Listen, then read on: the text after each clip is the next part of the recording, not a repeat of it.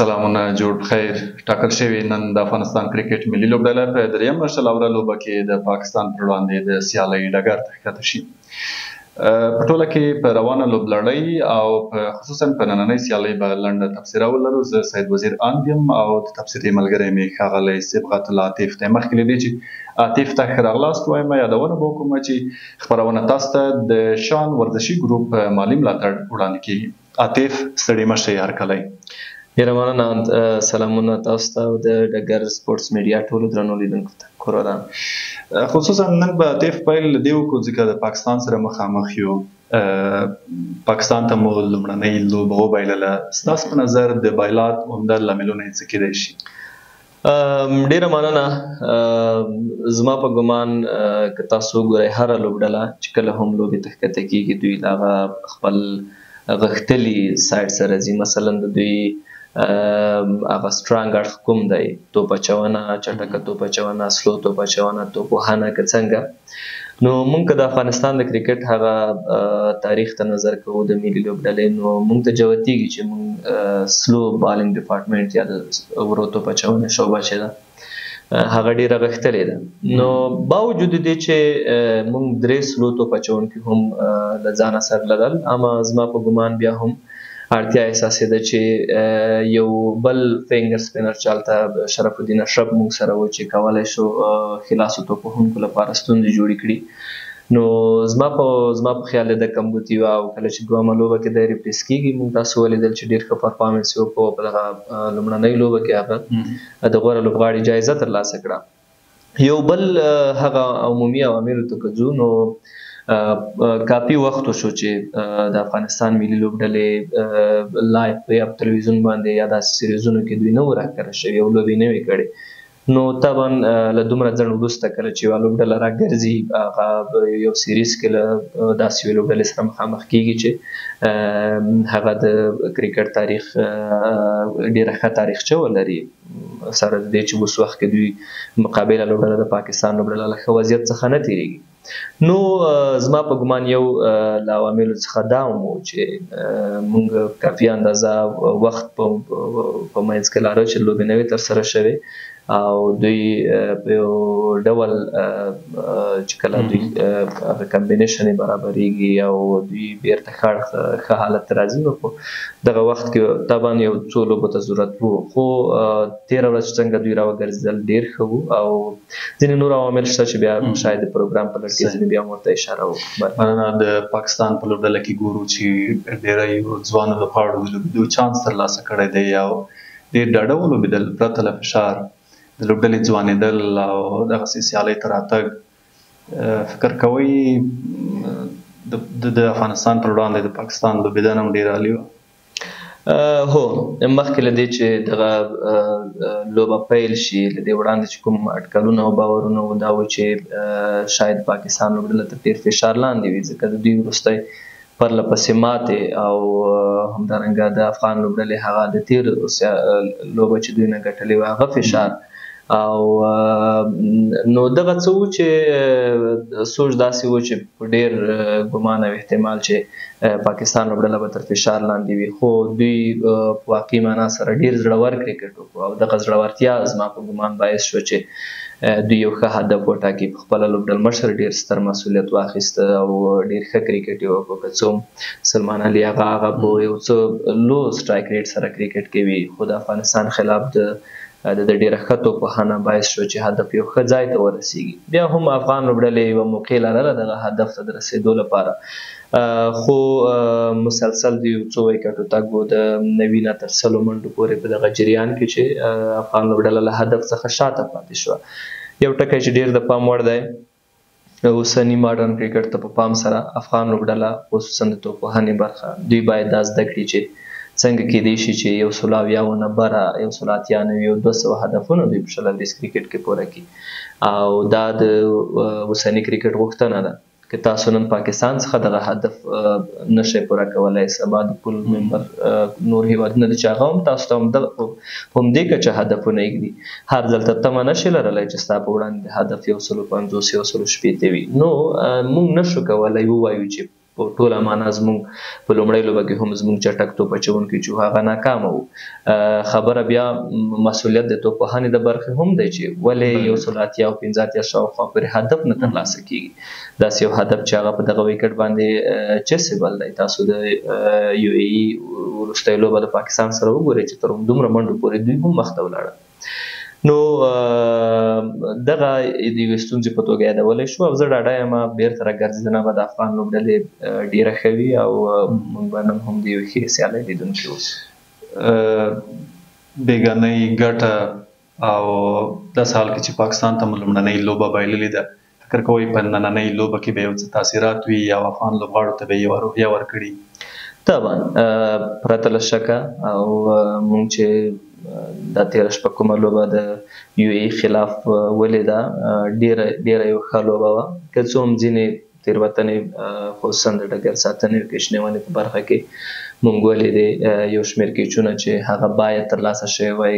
کریم جنت یو کیچ په شارټ فایلینګ کې خطا کو، صدیق اتل څخه یو کیچ هغه ترلاسه نشو کړی. همدارنګه درویش رسولي یو هاف چانس تقریبا چیرې یو ډېر ګړندی او چټک ډګر ساتونکی وای کولی شو هغه ته هم ځان ورسوي. نو افغان لوبډلې دومره غښتلتیا او دومره نوم او اوسني د دوی په اړه چې کوم ډېر ښه تصویر دی، دغه ته په پام سره توقع او تصور نشي کېدی چې دوی د په ډګر ساتنه کې داسې تېروتنې وکړي.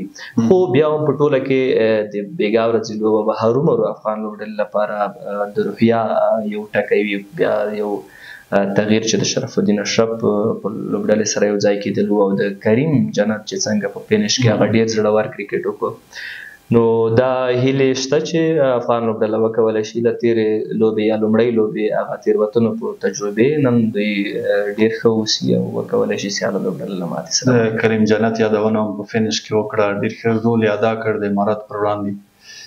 په دوامدار ډول د کریم جنت څخه موږ په فینش کې استفاده کولی شو؟ ګورئ که چېرې تاسو هغه لوبې وګورئ چې کریم جنت په کومو فرنچایز یا تجارتي لیګونو کې کومې لوبې ترسره کوي، هغه ډېرې ځانګړې وي او هغه د لوبډلې باور او تکیه ډېره زیاته په کریم جنت باندې وي او ډېر کلیدي رول هلته ترسره کوي. اما د افغانستان په ملي لوبډله کې هغسې پراپر چانس او دوامدار چانس چې باید کریم جنت ته ورکړل شوی وای او څنګه ترې استفاده شوې وای نه ده. په تعصب سره به زه وایم چې هغسې موقع نه ده ورکړل شوې. صحیح ده دی د ډېری هغه پول سکواډونو برخه وي، اما کله هم چې دی په لوبه کې وي، په لوبه کې دی د یوه اضافي لوبغاړي په حیث داسې یو لوبغاړي په حیث موږ دی ګورو چې د یو ضرورت د داسې یو ځای لپاره اخیستل شوي چې هلته ګمان کېږي چې که لوبډله دغسې حالت ته ځي شاید کریم مؤثر وي. خو د یو مین لوبغاړي په حیث چې ده ته دا ډاډ ورکړی شي چې ته د موږ د توپوهنې د برخې هم ډېر کلیدي نوم یې او په توپ اچونه کې هم په تا تکیه شته او بروسه لرو، نو زما په ګمان کریم جنت کولی شي یو ډېر ښه فینشر ثابت شي، منځنۍ برخه کې ډېره ښه او زړوره توپوهنه وکړي. نو د شلوریز کرکټ یا د شارټ فارمټ زما په ګمان هغه یو ډېر ښه هیټر دی او په عین وخت کې هغه فینش کې چې څنګه د افغانستان په لوبډله باندې خبره کېږي چې تشه ده، نو زه داسې ګڼم چې کولی شي کریم جنت دلته ډېر مؤثر اوسي. عبدالله احمدزی شپږیزه کې ښه ولوبېده، کیم ته راغی او په روانه لوبډلۍ کې د لوبډلې حصه دی. تر څنګ ګلبدین نایب هم د لوبېدو چانس نه دی ترلاسه کړی، غضنفر او نور احمد. تېره سیالي مو ګټلې ده، ستاسو په نظر سیم نوملړ سره دی په نن سیالۍ کې لوبډله لوبېږي او که نه بدلون به راشي؟ معمولا لوبډلې له خپل ویننګ سایډ سره ځي او بله خبره دا ده چې د عبدالله احمدزي په وړتیا د هغه په توپ اچونه او په پای کې د هغه په ښه توپوهنه باندې کافي خبرې کیدی شي. ځای جوړېده چې په لومړۍ لوبه کې یا که په لومړۍ نه وای دوهمه کې دی ازمایل شوی وای، ځکه د یو ای خلاف که د ته موقع ورکوی کېدی نو زما په ګمان ډېر فشار به نه و.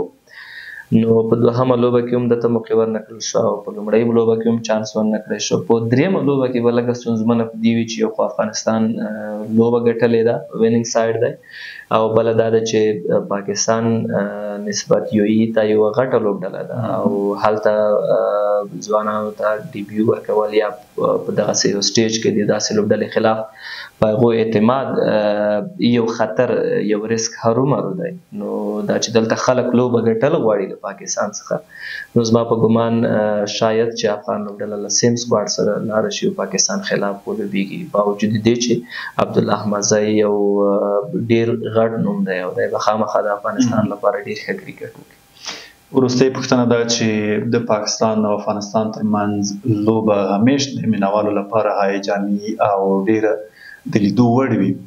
ستاسو برداشت څه دی چې په لوبغالي کې د ننه د لوبغاړو لپاره هم عیني رقم ته حالت وي او لوبه ډېره متفاوته ترسره کېږي؟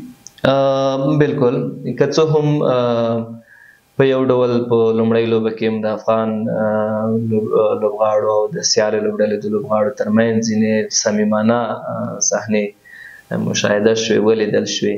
نو زما په ګمان دا هم د دې لپاره چې هغه مینوال چې دی هغه یو څه آرام کړي یا دوی ته داسې فکر ورکړي چې ګویا ډېره داسې لوبه ډېره حساسه نه ده یا هیجاني نه ده.